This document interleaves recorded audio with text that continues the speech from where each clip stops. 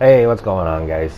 So today I am going to do a brief video using this one game as an example of what the real problem with solo queue playing Survivor really is, okay?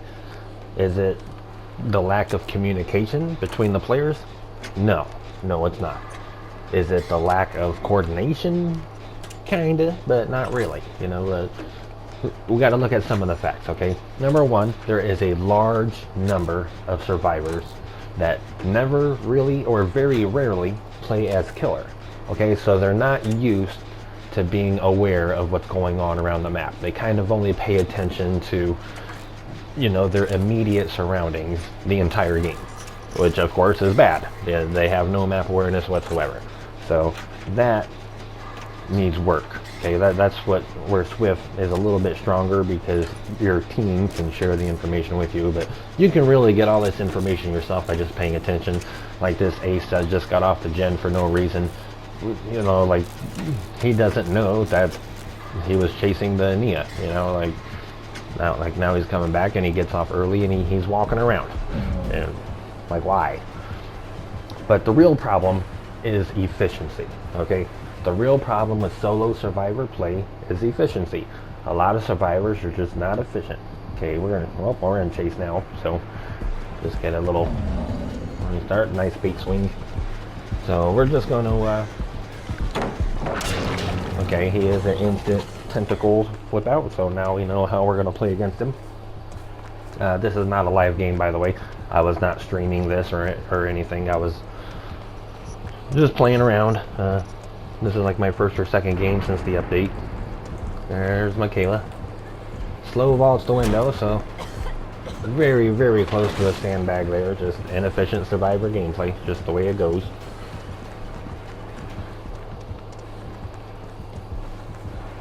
And he's still going to commit to us, I assume.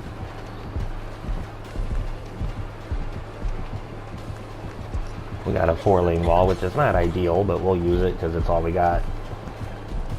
Let's fake this direction. We baited a swing there.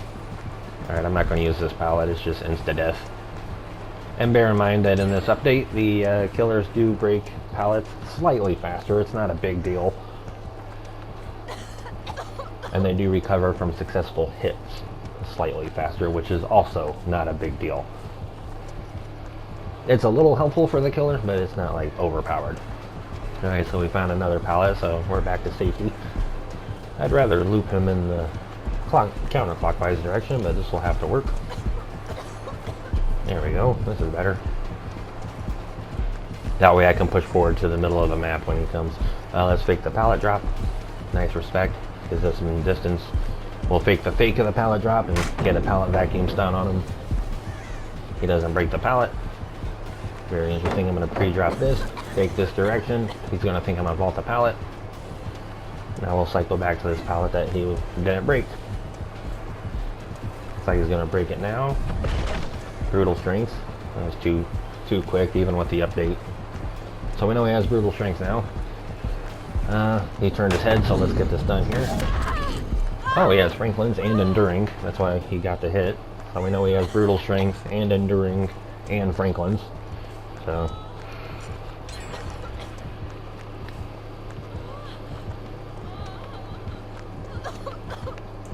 he's still on us? Yep, he's still on us.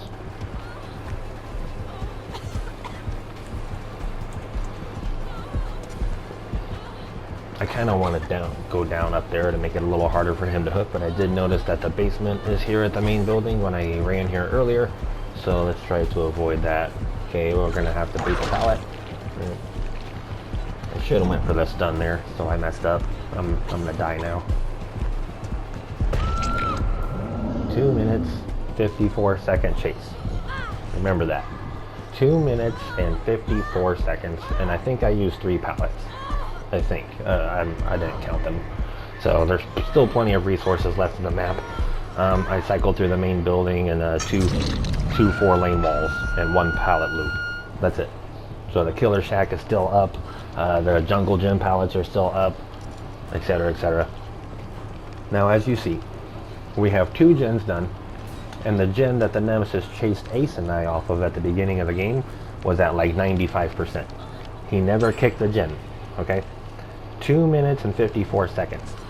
It takes 90 seconds right now to do a generator by yourself.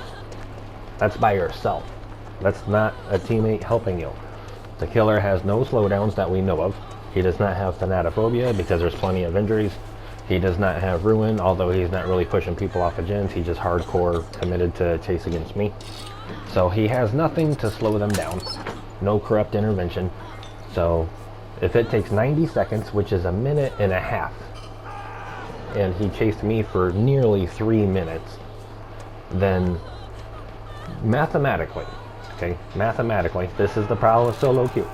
Mathematically, all 3 of the other survivors had enough time to do 2 generators each. That's 6 generators that could pop. But by the time we went down, they only did 2. That is the problem with solo survivor play. Now, I'm not saying that survivors should just go and gen rush the killer. You know, that's not very fun at all. I mean, a lot different people play different. So, she's looping him here. So he's gonna switch targets and come tunnel me, I assume. I'm not using Iron Will or anything, so he'll know I'm here. Yep, there he goes. All right, I'm dead. But yeah, that is the problem with solo queue play.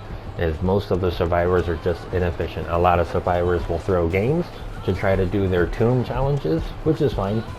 I'm working on a tomb challenge myself that obviously I won't complete this game, so yep, we did. No big deal. Yeah, 90 seconds to do 1 generator.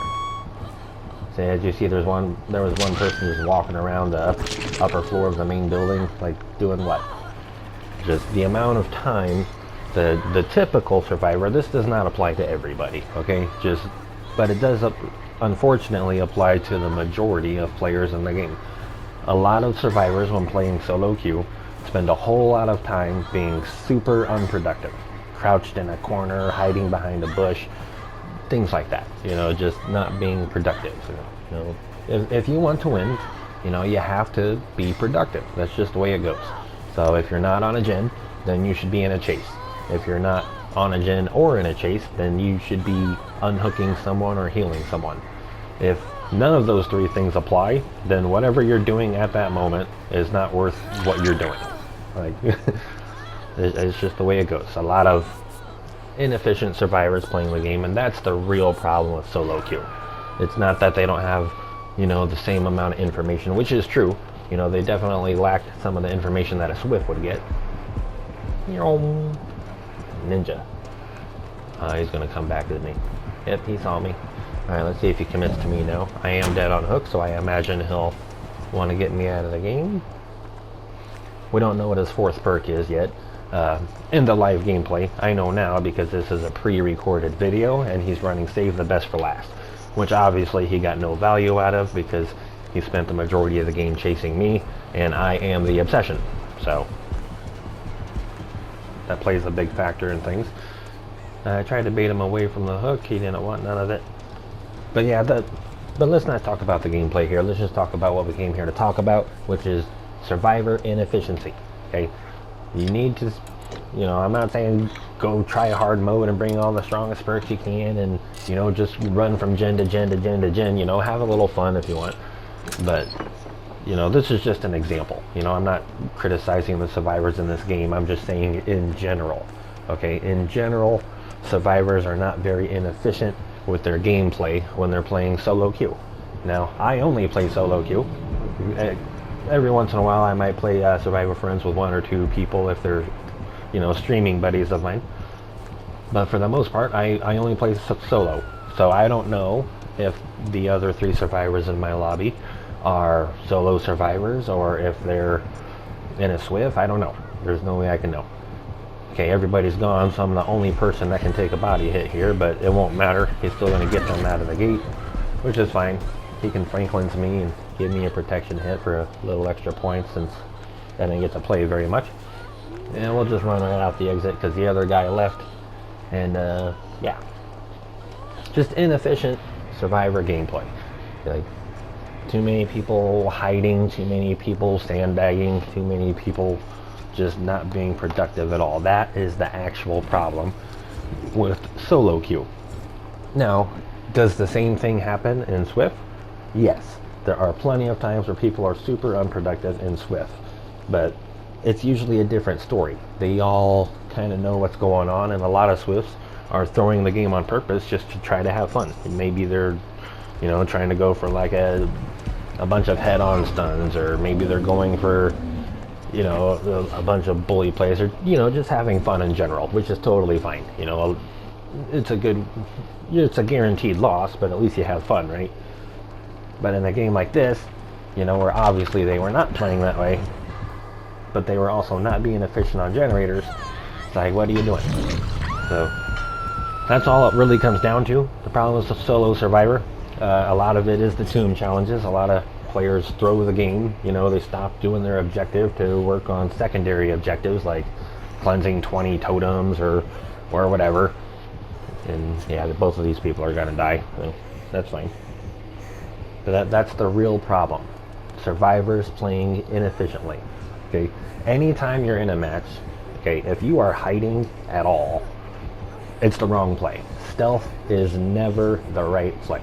Okay, the majority of the time, it just gives the killer his first hit, assuming that the killer you're facing deals a single slate of damage rather than an insta-down, for free.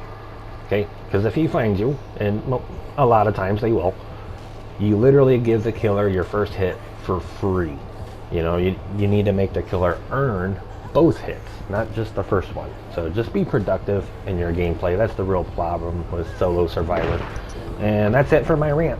GG's.